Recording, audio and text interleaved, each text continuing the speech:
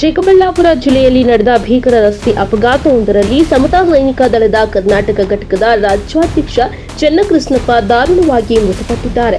ಈ ಘಟನೆಯಿಂದ ರಾಜ್ಯದಾದ್ಯಂತ ಆಘಾತ ವ್ಯಕ್ತವಾಗಿದೆ.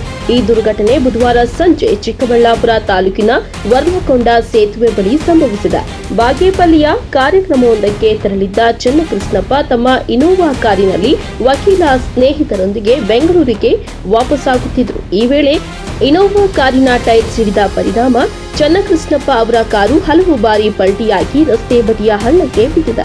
ಈ ಅಪಘಾತದಲ್ಲಿ ಚನ್ನಕೃಷ್ಣಪ್ಪ ಸ್ಥಳದಲ್ಲೇ ಮೃತಪಟ್ಟಿದ್ದಾರೆ.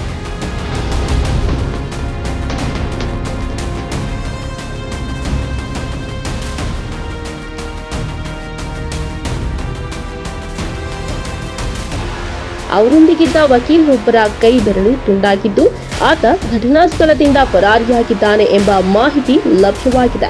ಘಟನೆಯ ಬಗ್ಗೆ ತಿಳಿದ ತಕ್ಷಣ ಪೆರೇಸಂದ್ರ ಪೊಲೀಸರು ಸ್ಥಳಕ್ಕೆ ಧಾವಿಸಿ ಮೃತದೇಹವನ್ನು ಚಿಕ್ಕಬಳ್ಳಾಪುರ ಜಿಲ್ಲಾಸ್ಪತ್ರೆಗೆ ರವಾನಿಸಿದ್ದಾರೆ.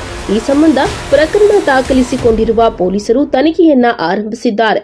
ಚನ್ನಕೃಷ್ಣಪ್ಪ ಅವರ ಮಗ ಈ ಸಾವಿನ ಬಗ್ಗೆ ಅನುಮಾನವನ್ನ ವ್ಯಕ್ತಪಡಿಸಿ ಪೆರೇಸಂದ್ರ ಪೊಲೀಸ್ ಠಾಣೆಯಲ್ಲಿ ದೂರು ದಾಖಲಿಸಿದ್ದಾರೆ. ಅಪಘಾತದ ನಿಖರ ಕಾರಣ ತನಿಖೆಯ ನಂತರ ತಿಳಿದು ಬರಲಿದೆ.